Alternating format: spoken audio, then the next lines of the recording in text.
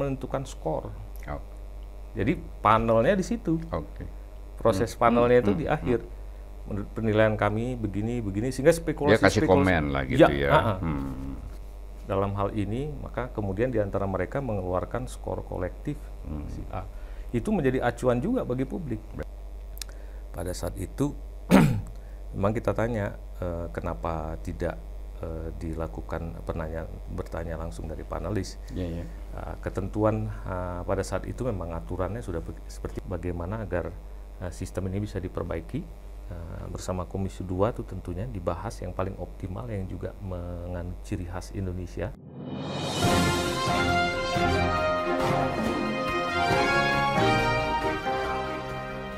Jumpa lagi di Ruang Publik bersama DDM. Di studio ada seorang tamu yang sangat penting didengarkan obrolannya, yaitu Alamsyah Saragih. Ya. Apa kabar, Bos? Baik. Sehat? Sehat, Kang. Alamsyah ini Ketua Komisi Informasi Pusat yang pertama ya. Ya. Itu. Kemudian berikutnya dia menjabat sebagai Ketua Ombudsman. Anggota Ombudsman. Nah, ini yang penting, yaitu dia ini kemarin menjadi panelis debat cawapres hari Jumat ya kemarin itu. Hari Jumat malam. Ya, kan obrolan kita ini soal debat sebagai pertunjukan, kemudian bagaimana jawaban-jawaban atau komunikasi politik yang disampaikan oleh para cawapres. Begitu masih sampai sekarang dibicarakan. Yang belum dibicarakan itu adalah apa sih yang dilakukan oleh panelis gitu. Gimana ceritanya itu? Iya, Kang, saya itu dihubungi kira-kira berapa hari sebelum menjadi panelis ya oleh KPU. Oleh KPU. Saya sedang berpikir pada saat itu kira-kira apa sih alasannya kok saya harus dipilih gitu. Apa nggak ada yang lain? Rupanya KPU itu memang sudah melis sejumlah nama dari jauh hari dan kemudian mereka cek, sortir, disepakati lah dalam pleno, terpilihlah kami yang 11 orang itu. Saya berpikir apa background saya untuk ekonomi. Memang saya baru sadar juga memang selama di Ombudsman kan saya memegang 2 kali kompartemen ekonomi, jadi mungkin itu yang jadi perhatian mereka.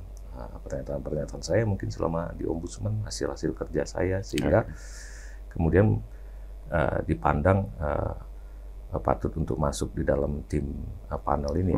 Saya berkumpul akhirnya hari Selasa malam kita pertemuan dulu dengan Ketua KPU dan anggota KPU yang membidangi. Di situ dijelaskan saja debat ini ketentuan-ketentuannya termasuk fungsi panelis yang di situ memang hanya dibatasi dalam merumuskan pertanyaan pemantik yang akan dibacakan oleh moderator, termasuk sekuen waktu membacakannya, menjawab, dan kemudian pada saat itu memang kita tanya kenapa tidak dilakukan bertanya langsung dari panelis. Ketentuan pada saat itu memang aturannya sudah seperti itu. Tidak mungkin kita ubah malam itu ya. Kita pelaksana saja lah gitu ya. Oke. Nah, kenapa saya mau juga diminta jadi panelis? Karena saya pikir sebelumnya kan juga ada beberapa teman, termasuk Bu Fitri yang sebelumnya sudah pernah menjadi panelis di 2019 menolak untuk menjadi panelis di 2024 ini karena tidak ada perubahan metode. Dia membayangkan harusnya bisa tanya langsung panelisnya. Nah, saya pikir saya coba ingin tahu apa sih yang ada di dalam gitu ya, supaya saya bisa tahu secara objektif. Nah, hari Selasa malam itu kita setelah berkumpul, saya bertemu dengan orang-orang yang kredibel ya, sebagian profesor doktor lah, dan kemudian sebagian bahkan sudah terpilih menjadi rektor, ada seperti di Undip gitu ya, Pak Suparmono. Nah, kita pilih siapa dulu yang menjadi koordinator lah di antara panelis itu supaya bisa mengatur flow, siapa yang jadi sekretaris dan siapa yang ngetik. Tiba-tiba sukarela aja semua, dan kita sepakati Ibu Retno dari Rektor Universitas Bengkulu jadi koordinator yang akan mimpin panel itu membahas, dan kemudian Ibu Poppy Ismailina yang jadi sekretarisnya merangkap timekeeper supaya terjaga. Satu lagi Warek IPDN Pak Roa itu juga biar saya yang menjadi pengetiknya. Kenapa? Karena memang semua tim KPU termasuk yang supportnya pun harus keluar dari ruangan, nggak boleh ada. Dan kedua, pada saat pembahasan itu sudah kita sepakati bahwa HP dimatikan. Kita tahu kan hari ini kan kalau HP ini juga bisa jadi alat bantu untuk sadap. Iya. Bukan apa-apa, karena kan kita demi kerahasiaan dan supaya tidak bocor lah. Tidak bocor, udah bayangan ada Alam Sasaragi bekas ketua komisi informasi pusat kalau itu bocor di situ, waduh mau ditaruh di mana muka saya gitu ya. Jadi walaupun diskusi alot banyak gitu ya, selesai, dan kemudian terakhir sebelum itu kita juga harus menandatangani fakta integritas panelis dan moderator Alvito, satu dari Kompas. Kita yang dari Kompas, yang perempuan itu? Ya, oke. Dari Kompas. Nah, setelah kita selesai, besok paginya, itu kan kita hari Rabu tuh sampai malam, selesai, pagi kita diskusi sampai siang itu dengan moderator. Kenapa? Karena pertanyaan itu hanya boleh diajukan dalam batas waktu 20 detik. Kita ukur-ukur tuh 30 kata. Nah, itu pun harus... Jadi pertanyaan yang disusun oleh panelis, kemudian nanti dibacakan oleh moderator, dan waktunya itu hanya 20 detik. Gimana hanya 20 caranya? detik, iya. Sehingga harus dipapas menjadi 30 kata lah kira-kira. Nah, ini bisa kehilangan konteks ya? Makanya, bayangkan ini ngumpul semua sama ekonom-ekonom yang sudah terbiasa segala sesuatu harus pakai data. Ngadu data sebetulnya ekonomi itu. Akhirnya kemudian ya harus diformulasi, karena struktur pertanyaan itu ada dua, satu konteksnya, biasanya itu ada kontradiksi antara dua evidence, baru kemudian kita tanya apa yang akan dilakukan kebijakannya oleh kandidat. Nah, setelah beres merumuskan, kita dikasih 6 subtema. Masing-masing subtema itu harus diturunkan menjadi 3 pertanyaan yang nanti akan dipilih secara acak untuk ditanyakan pada kandidat. Beres pertanyaan itu kita kalibrasi bersama moderator juga. Penting karena mengkalibrasi satu pertanyaan itu jangan sampai kemudian pertanyaan itu dirasakan bias. Maka moderator juga sudah mulai ikut, karena nanti dia yang akan menyampaikan implikasi yang akan dituding bias berpihak pada salah satu itu kan moderator pertama kali, baru kemudian panelis. Kredibilitas kita ditanya. Itu kita kalibrasi lagi. Dan berkali-kali dalam menyusun pertanyaan itu diantara kita, saya bersyukur sekali semua itu tipe yang netral dan independen. Selalu mereka akan mencek, hati-hati kita cek lagi, ini ada kemungkinan kita dianggap mendukung salah satu nggak gitu ya. Jadi dicek relevan atau tidak. Lahirlah 18 pertanyaan, kemudian di package, masuk, di print, dan kita sudah disediakan alat penghancur kertas di situ. Begitu selesai, dihancurkan, tinggal yang masuk dalam satu map yang disegel, masukkan dalam itu. Setelah beres, semua file hanya ada file itu hanya ada dalam flash disk yang dipegang oleh Ibu Koordinator, Bu Ketua, Ibu Ketua panelis. Begitu juga semua yang sudah dimasukin dalam map yang kita print, semua kertas dipastikan hancur.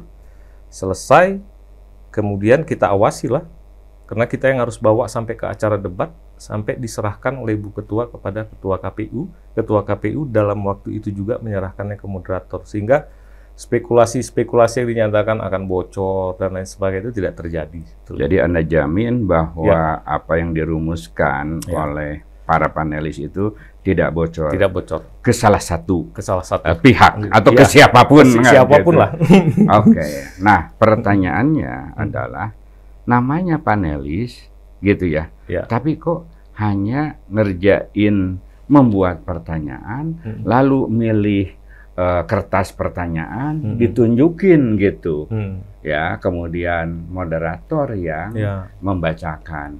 Ini seperti kesannya itu mendowngrade marwah seorang panelis. Ya. Ya kan? Karena kan gambaran tentang panelis itu kan ya kita punya konsep tersendiri gitu ya.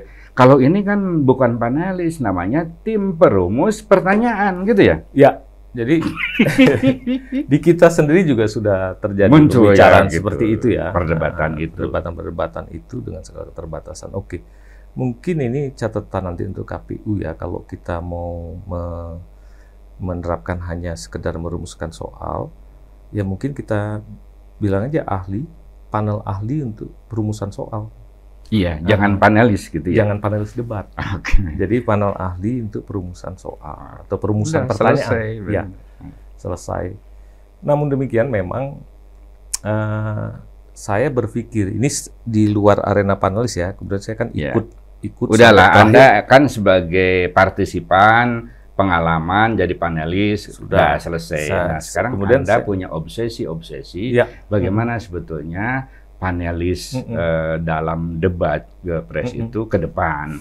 Ya. Fungsi-fungsinya yang harus dibangun tuh harus seperti apa gitu. Nah, memang akhirnya ya Kang Deddy, saya melihat bahwa ini kan macam-macam model debat ini.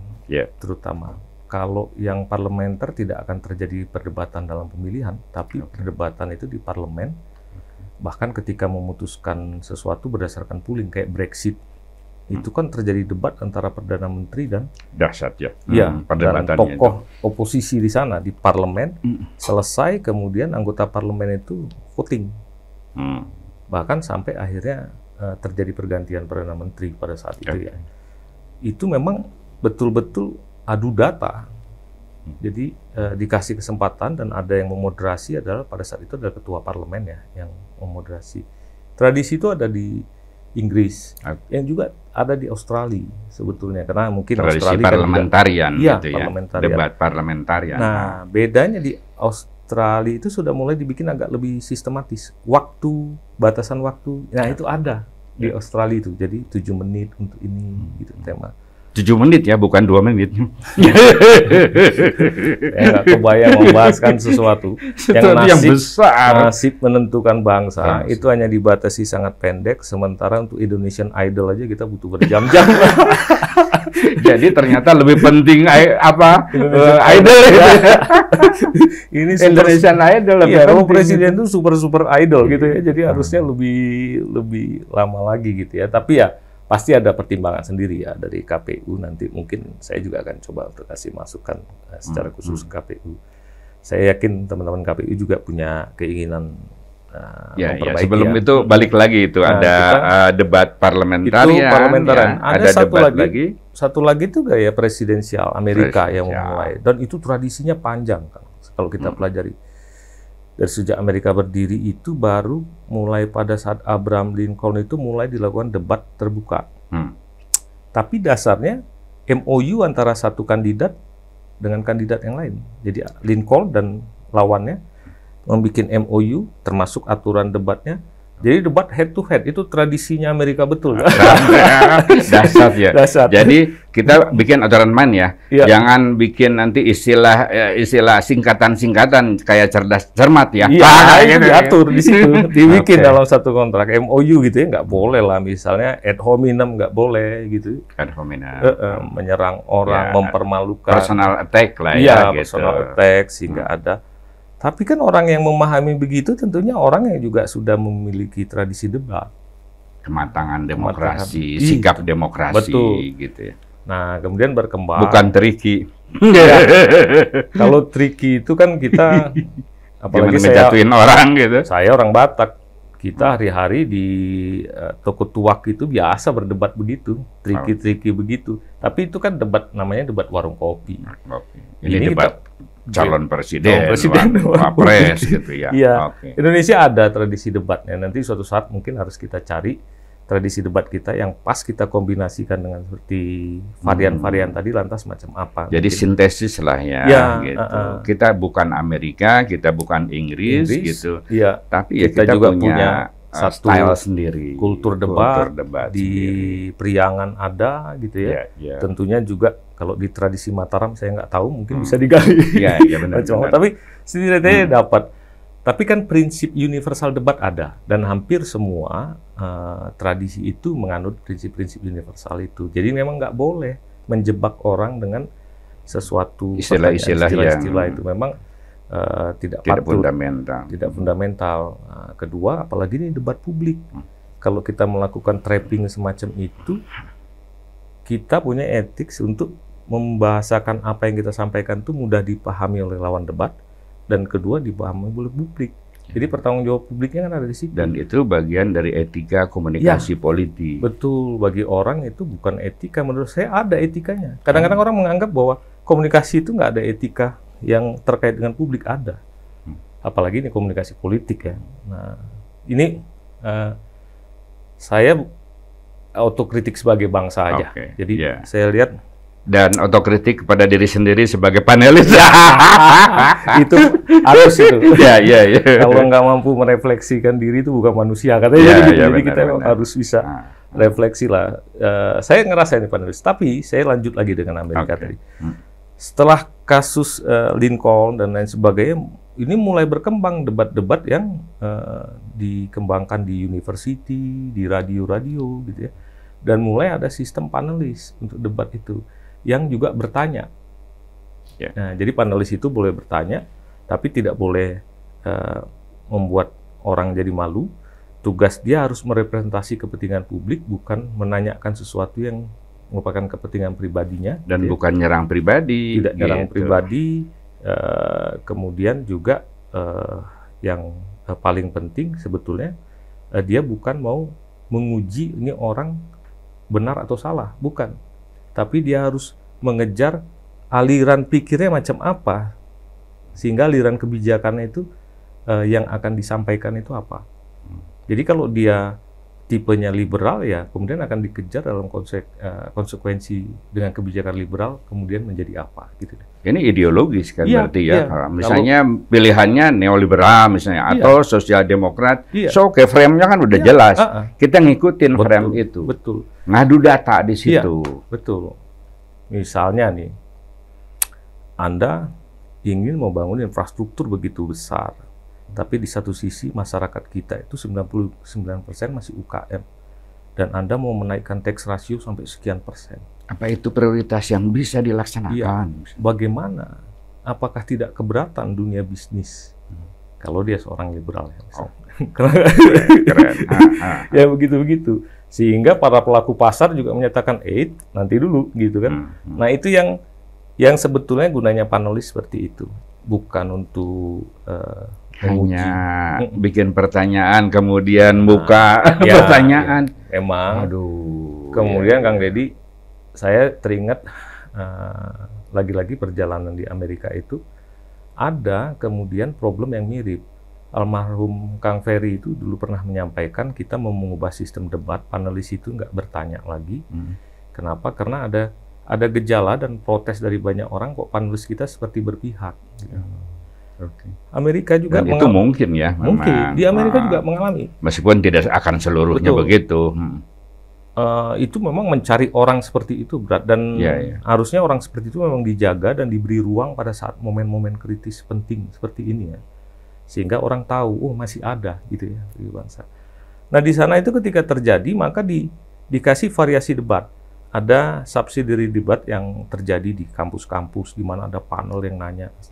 Ada yang ultimate debat yang memang panelis juga diam, nggak bertanya, merumuskan pertanyaan. Tapi dia yang nanti akan menentukan skor. Jadi panelnya di situ. Proses panelnya itu di akhir. Menurut penilaian kami begini, sehingga spekulasi. Dia kasih komen lah gitu ya. Dalam hal ini, maka kemudian di antara mereka mengeluarkan skor kolektif si A. Itu menjadi acuan juga bagi publik.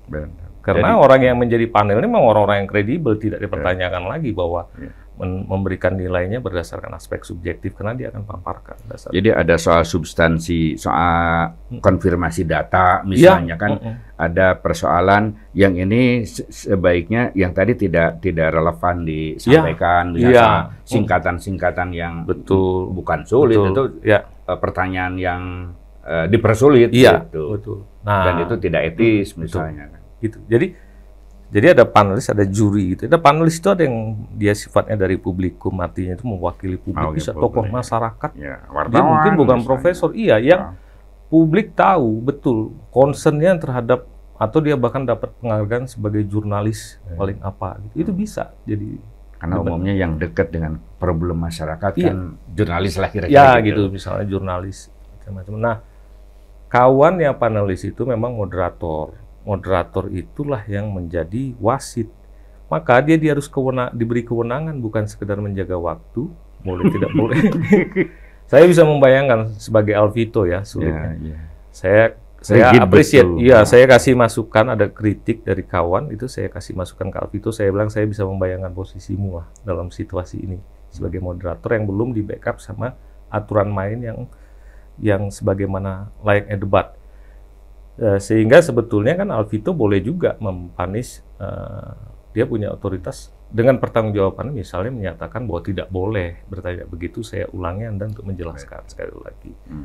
Dan ketiga tentunya para kandidat sendiri, Kang.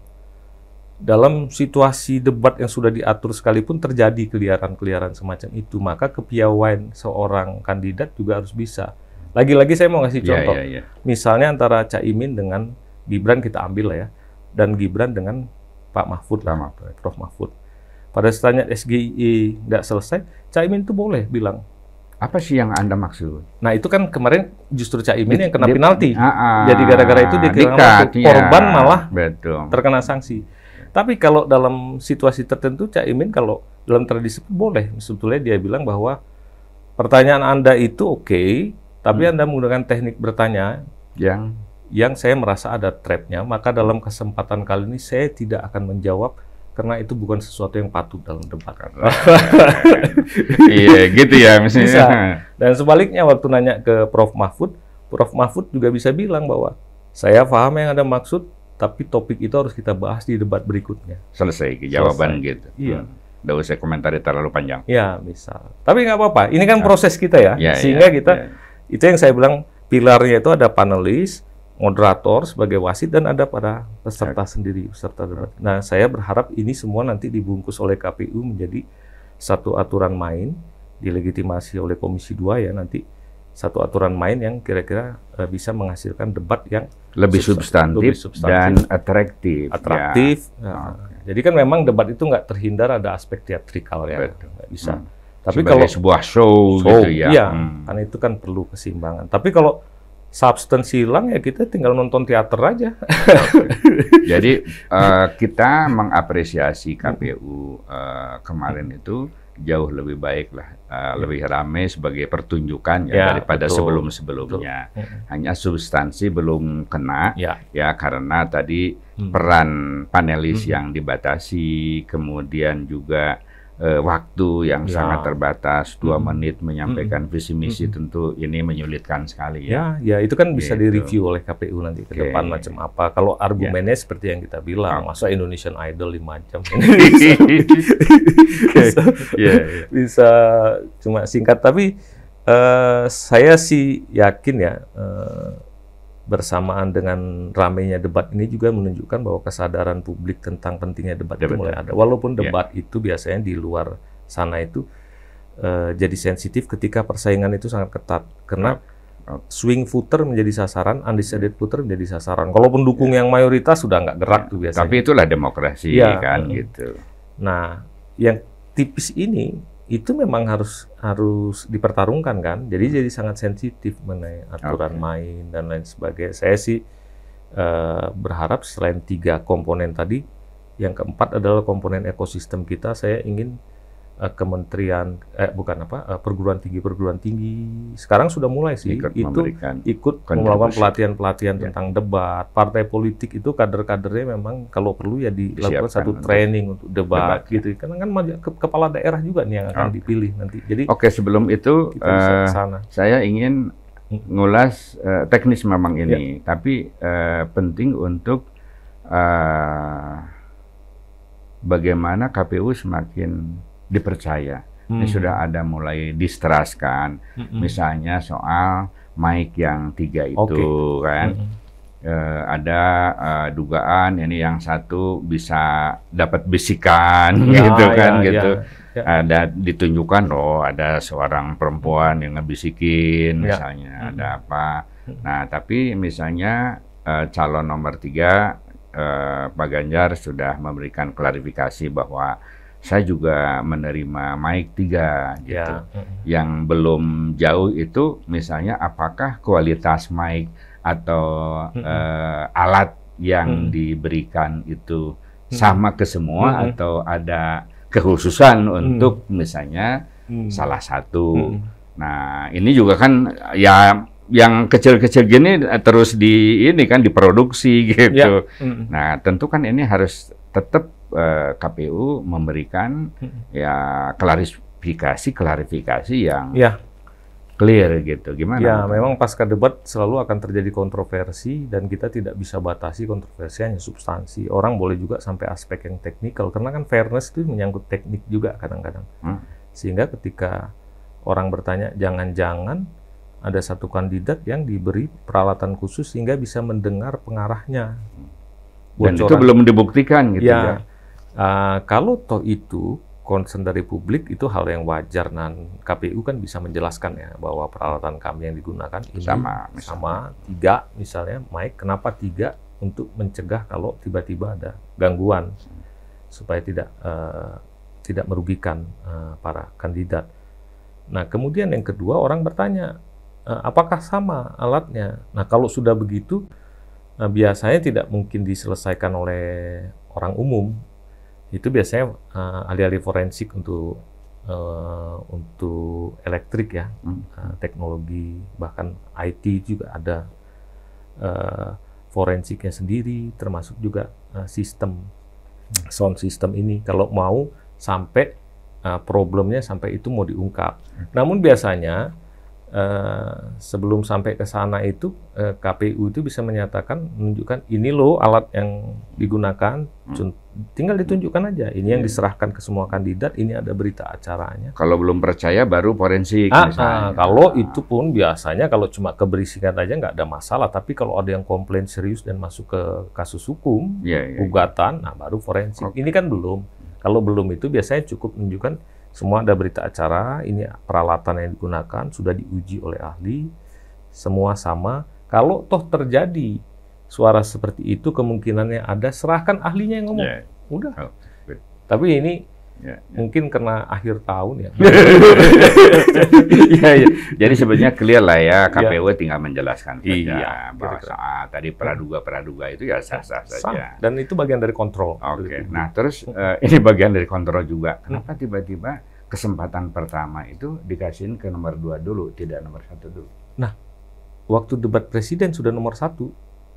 Nah, kami panelis betul. Kami juga panelis dijelaskan. Tapi bukan penjelasan atau dugaan, enggak? Bukan. Jadi ketua KPU menjelaskan kepada panelis nanti yang pertama kali untuk sesi debat kali ini adalah nomor 2. Kenapa begitu? Karena yang debat pertama itu adalah nomor 1, maka yang sekarang nomor 2. Nanti yang debat ketiga itu dimulai dari nomor 3 dulu, gitu ya. Nanti dia muter lagi, gitu. Jadi semacam itu maksudnya itu. Aturan main. Kira-kira gitu, Kang. Terakhir, pesan untuk KPU dan publik.